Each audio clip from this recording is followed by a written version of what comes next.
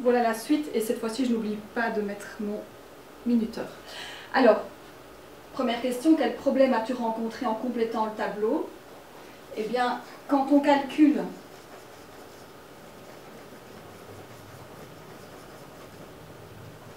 la valeur numérique,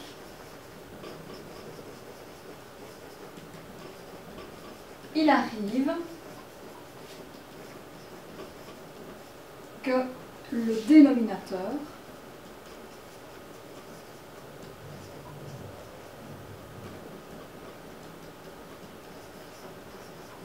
soit égal à 0. Or, 0 ne peut jamais être diviseur. Ça veut dire qu'à partir du moment où 0 est diviseur, enfin non, 0 n'est jamais diviseur, et donc à partir du moment où on se retrouve dans ce cas de figure, on a un souci d'existence, l'expression n'existe pas. Alors pour que l'expression existe, on va poser ce qu'on appelle les conditions d'existence. Donc dès le départ, on va dire voilà, moi je ne veux pas que ce soit égal à 0, donc je pose des conditions d'existence. Alors je reviens en arrière, pour la première fonction, j'ai un dénominateur qui est x, et bien nous allons poser en condition d'existence x différent de 0. Pour la deuxième, je suis avec un dénominateur qui vaut x plus 2, donc je veux absolument que ce soit différent de 0, donc x sera différent de moins 2. Et pour le dernier dénominateur, j'ai un x moins 2, donc je veux que x moins 2 soit différent de 0, donc x sera différent de 2. On pose la condition d'existence au départ pour être tranquille en fait, pour que l'expression existe. Alors x carré moins 4, on vous demande de factoriser. Alors j'espère que vous l'aviez vu, c'est bien un binôme conjugué qui se factorise en x plus 2 fois x moins 2. Je rappelle, le binôme conjugué, quelle valeur multipliée par elle-même va me donner x carré? Eh bien c'est x. Quelle valeur multipliée par elle-même va me donner 4? Eh bien c'est 2. Peux-tu simplifier le numérateur et le dénominateur? Le x carré moins 4, j'écris sa factorisation divisé par x plus 2. Alors, vous pouvez mettre des parenthèses ou ne pas en mettre. L'idée, c'est d'aller simplifier ces deux éléments-ci parce qu'il y a un fois. Et donc, il me reste en fait ici x moins 2. Si vous n'en êtes pas convaincu, je vous donne un petit exemple. Vous allez peut-être le trouver complètement idiot, mais ce n'est pas grave. Si vous avez par exemple 3 fois 10 divisé en 3, vous pouvez aller simplifier le 3 avec le 3 et il vous restera 10. Chose que vous ne pouvez absolument pas faire si vous avez un plus ou un moins. Et un divisé, il faut transformer d'abord. D'accord? Alors, faisons le point, un petit coup de théorie. Il y a deux utilités principales à la factorisation.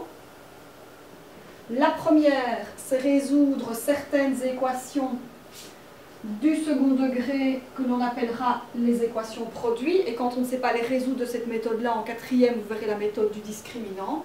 Et simplifier des fractions algébriques. On va commencer par revoir ici la résolution d'équations du second degré. C'est ce qu'on appelle la règle du produit nul.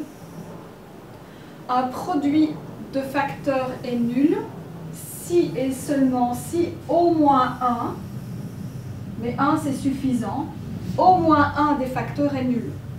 Donc par exemple, si vous avez une équation du type a fois b égale à 0, soit a est égal à 0 ou b est égal à 0. On vous donne un exemple d'une équation ici qui est en fait déjà factorisée. Ça veut dire que soit vous aurez x plus 1 différent de 0. Donc en fait, vous prenez chacun des facteurs indépendamment l'un de l'autre, vous égalez à 0. Ou vous aurez x plus 2, oups, j'ai oublié le petit 0 ici, différent de 0. Là, je continue un petit coup l'équation. Et donc, soit x, non pas différent, je suis en train de faire l'erreur qu'il ne faut absolument pas faire, qui est de confondre avec les conditions d'existence. Donc soit x plus 1 est égal à 0, ou soit x plus 2 est égal à 0. Si x plus 1 est égal à 0, x est égal à moins 1. Si x plus 2 est égal à 0, x est égal à moins 2. Donc vous avez deux solutions, moins 1 ou moins 2. Mais le ou est super important parce qu'une des deux suffit, au moins une. Pour résoudre une équation du second degré,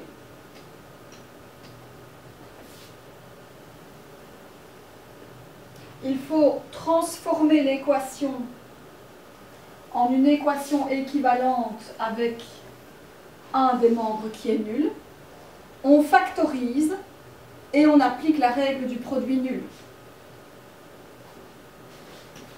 Donc je rappelle que dans la factorisation, vous avez en magasin soit une mise en évidence, soit des binômes conjugués, ou soit des trinômes carrés parfaits. Le binôme conjugué a carré moins b carré se factorise en a plus b fois a moins b, et les trinômes carrés parfaits se factorisent en a plus b au carré, ou, si j'ai la version avec le moins, en a moins b au carré. Alors, première expression ici, vous devez vous débrouiller pour qu'un des membres soit égal à 0. Donc ce que je vais faire passer le moins 1 de l'autre côté. X carré plus 2x, et donc le moins 1 devient plus 1 égale 0. J'en ai 3, je suis dans le cas des trinômes carrés parfaits avec le plus. Ceci c'est un carré parfait, ceci aussi, donc ça se factorise en x plus 1 au carré est égal à 0. Alors, je pourrais écrire x plus 1 au carré, x plus 1 fois x plus 1. Ce qu'il y a ici, c'est que vous avez deux fois la même parenthèse. Donc, quand on résout l'équation, la résolution proprement dite après factorisation, je vous ai dit, vous prenez chaque facteur indépendamment l'un de l'autre et vous l'égalez à 0. Mais ici, c'est deux fois la même parenthèse. Je ne vais pas écrire deux fois la même parenthèse. Donc simplement ici, x plus 1 égale à 0, x est égal à moins 1. Donc dans ce cas-ci, j'ai une solution qui vaut moins 1. Vous verrez l'année prochaine en quatrième qu'on peut aussi avoir des cas où on n'a pas de solution. Alors ici pareil, je vais faire passer le 42x carré dans le membre de gauche pour pouvoir égaler le membre de droite à 0. Donc ici, je vous le note quand même, j'avais des trinômes carrés parfaits. Ici, je vais commencer par une mise en évidence de 3x. Il va donc me rester 1 moins 14x égale 0. Oui, 3 fois 14. Donc soit 3x est égal à 0 ou 1 moins 14x est égal à 0. Et je résous les deux petites équations indépendamment l'une de l'autre. Attention, 3x est égal à 0, c'est une attrape, parce que c'est bien un fois, donc si je le fais passer de l'autre côté, ça devient un divisé, et donc 0 divisé en 3, ça fait 0. Régulièrement, vous le faites passer de l'autre côté, puis vous mettez un signe moins. Ça, c'est pas juste.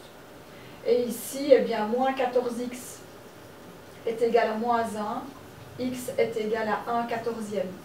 Donc j'ai deux solutions, soit 0 ou 1 quatorzième.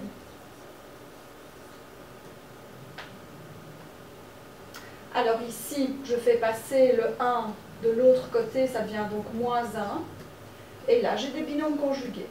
Donc 4x carré plus 1, 4x carré moins 1. Je peux encore faire les binômes conjugués. Donc j'ai 4x carré plus 1. Et puis j'ai 2x plus 1 et 2x moins 1 égale à 0. Alors là, on va un peu regarder ce qui se passe. Alors, soit